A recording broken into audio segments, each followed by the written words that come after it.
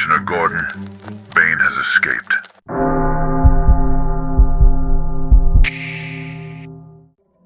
Your brain is not on your side.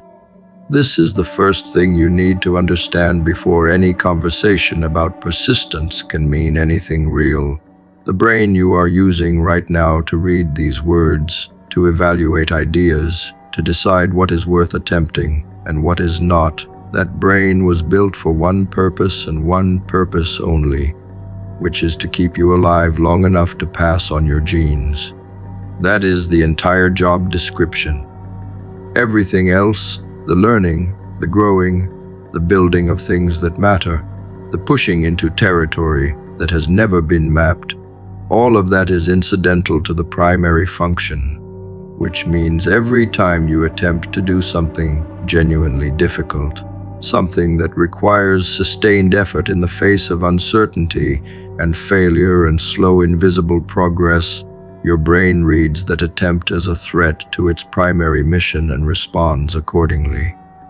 The resistance you feel is not weakness. It is the immune system of an organ that was never designed for the work you are trying to do with it. Understanding this changes everything because it means the resistance is not personal, and it is not evidence that you are not capable. It is evidence that you are attempting something the brain was never built to make easy. Learning does not happen in comfort. This sounds simple enough to be dismissed as a slogan, but it is a neurological fact that deserves to be held with the weight of a fact, rather than the lightness of an inspirational phrase. The brain produces new neural connections, new pathways, new architecture that supports new capability, specifically in response to struggle.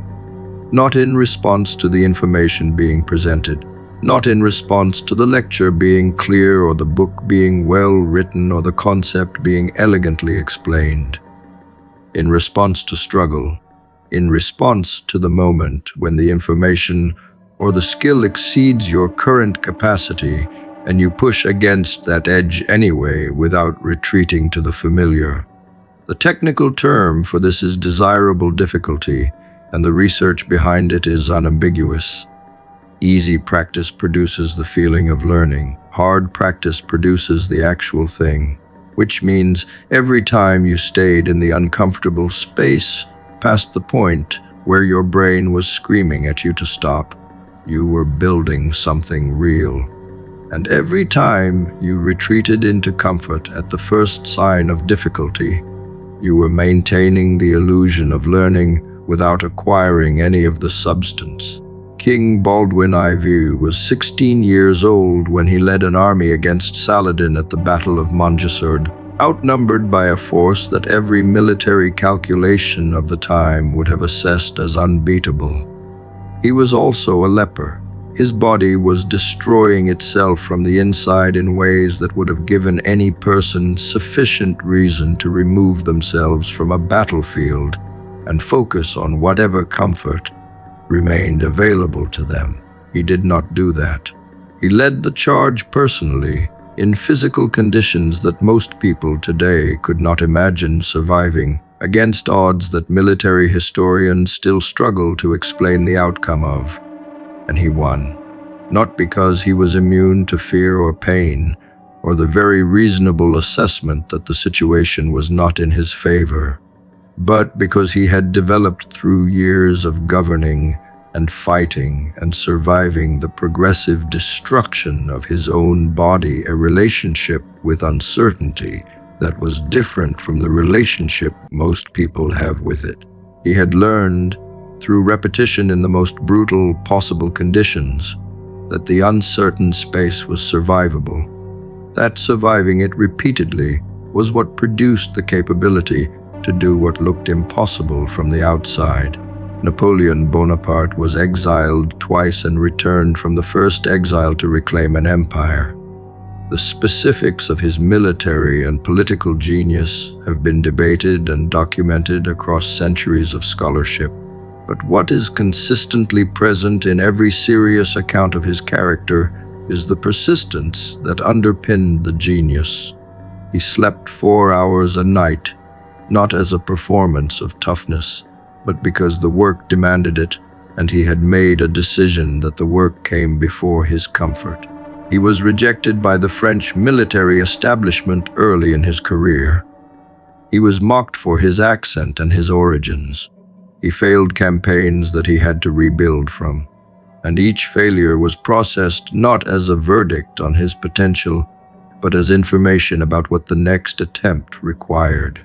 The mind that persisted through those failures was not the same mind that began them.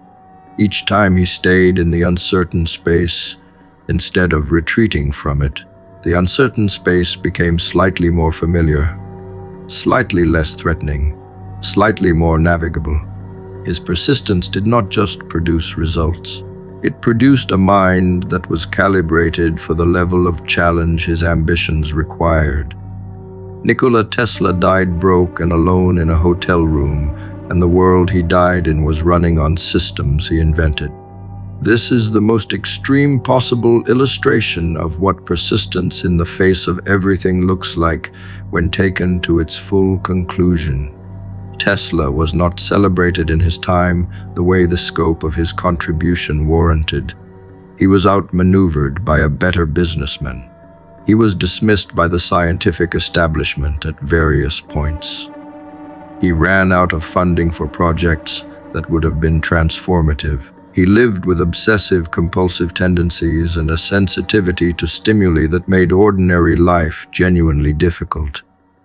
And he kept working. He kept generating ideas and attempting to build them, not because the external rewards were sufficient to justify the effort, because they were not, but because the work itself was the thing, because he had developed through years of relentless engagement with his craft a relationship with the uncertain space of invention that made the space feel like home rather than threat. The persistence was not a strategy for Tesla. It was the only mode of being available to a person whose identity had been so thoroughly shaped by the work that stopping was not a meaningful option. The uncertain space is the only place where anything real gets built, and your brain will do everything in its considerable power to get you out of it as quickly as possible. It will generate doubt that feels like wisdom. It will produce fatigue that arrives earlier than the actual physical limit. It will manufacture urgency around things that are not urgent to give you a socially acceptable reason to redirect your attention away from the difficult thing. It will offer you the memory of past failures as evidence that the current attempt is headed toward the same outcome. It will compare your progress to the progress of people who appear further along and generate the particular despair of someone who believes they are losing a race they never agreed to enter. All of these are the brain doing its job, which is threat avoidance in service of survival, and all of them are beatable through the single mechanism that all the great persisters in human history used, which is continuing anyway. Not confidently, not without feeling the full weight of the resistance, but continuing. The continuation is the training. Every day you stay in the uncertain space is a day the brain updates its threat assessment slightly downward. Repetition is the mechanism, and it is unglamorous in a way that makes it easy to underestimate. The training of the mind to be comfortable in the uncertain space does not happen through a single dramatic act of courage. It does not happen through one decision made in one extraordinary moment that rewires everything permanently. It happens through the accumulation of ordinary moments where the ordinary decision to continue was made instead of the ordinary decision to stop. The person who sits down to do the difficult work every day for a year is not building a skill in the conventional sense. They are building a tolerance. A progressive tolerance for the discomfort of operating at the edge of their current capability, and that tolerance is far more valuable than any specific skill because it is the prerequisite for the acquisition of every skill. The person who can tolerate the uncertain space long enough can learn anything. The person who cannot will stop before any subject yields its depth. Repetition trains the brain the way water trains stone, not through force but through consistency applied over a duration that most people are not willing to commit to. What makes you different from Baldwin and Napoleon and Tesla is not talent. It is almost certainly not intelligence. It is not the era you were born in, or the resources available to you, or the scale of the challenges you face relative to your current capacity. What makes you different in the only way that matters is that you have not yet built the relationship with the uncertain space that they built through years of persistence in conditions that were often objectively worse than yours. That is the whole gap. Not a gap in raw material, but a gap in the accumulated repetition of choosing to stay when everything available to the mind argued for leaving. And the gap is closable. It is closable starting from wherever you are right now, with whatever you are currently working on. Every time you choose to continue past the point where stopping would be understandable, you are closing it. Every time you return to the work after a failure, instead of using the failure as a reason to stop, you are closing it. The gap between you and the people history remembers is made of the same material as the gap between who you are today and who you will be if you persist long enough to find out. Grit is not a personality trait that some people are born with and others are not. This distinction is critical because people who believe grit is innate use that belief as permission to explain their lack of it. They say they are not built that way, that some people are just more resilient, more capable of absorbing failure and continuing, more naturally suited to the sustained discomfort of difficult work.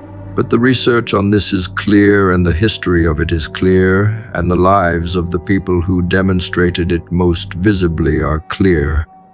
Grit is built. It is built through exposure to difficulty that you do not retreat from. It is built through the progressive expansion of your tolerance for operating in conditions your brain does not prefer. It is built through the specific experience of having stayed when you wanted to leave and discovered that the staying produced something the leaving never could have. Every person who appears gritty from the outside started somewhere before the grit existed.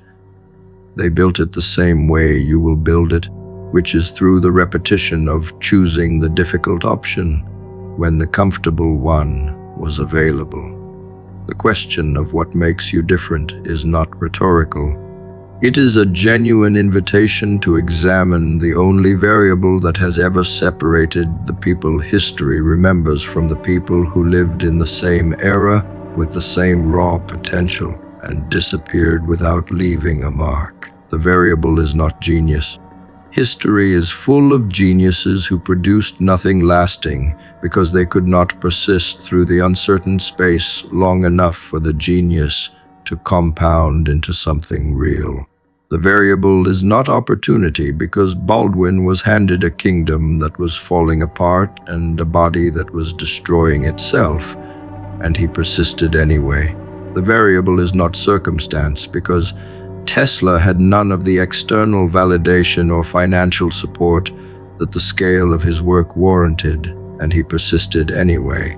The variable is the decision made in the unglamorous ordinary moment, where the work is hard and the progress is invisible, and the brain is generating every available argument for stopping. The decision to continue, made today, made tomorrow, made on the day after a failure and the day after that, made so many times that it stops being a decision and becomes the only way you know how to be. That is what makes the difference. That is what could make you different. The question is whether you will let it.